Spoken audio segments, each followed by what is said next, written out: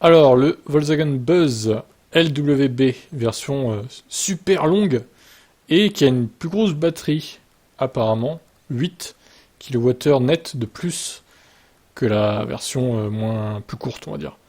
Donc la batterie en question, elle passe à 91 kWh brut. C'est la même que l'ID7 qui a 86 kWh net. Bon, celle-là aurait 85 kWh net. 1 kWh de moins que l'ID7 apparemment. Donc 4,96 m de long, cette version allongée. Donc 25 cm de plus que la version normale du ID Buzz.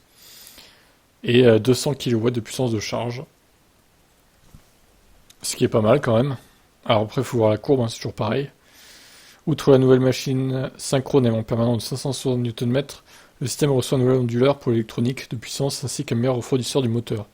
Grâce à la puissance accrue, la vitesse maximale passe à 160 km/h au lieu de 145.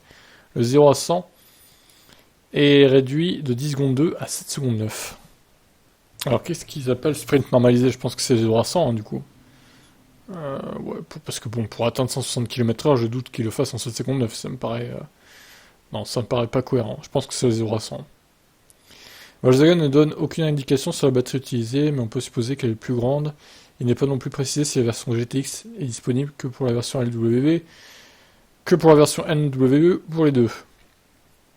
Comme pour l'ID7, la grande batterie est rechargée avec un courant continu pouvant atteindre 200 kW. Volkswagen indique 25 minutes pour une charge de 10 à 80%. ID7 c'était 30 minutes. Alors 25 minutes c'est très rapide quand même. Belle courbe.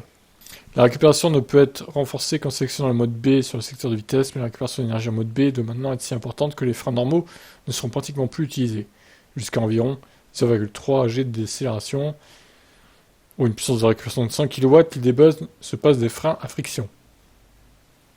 Bon ben voilà, c'est bien.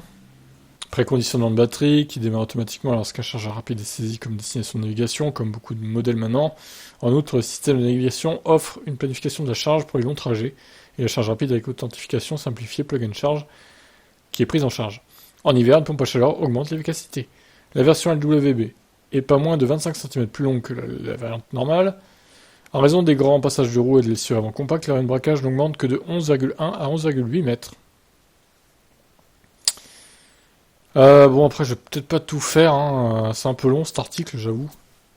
Le chargement augmente à 1340 litres au lieu de 1121.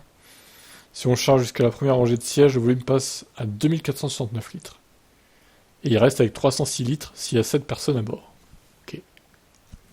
Bon, les écrans, voilà. Bah écoutez, pas mal de mises à jour au final, sur ce ID Buzz version longue.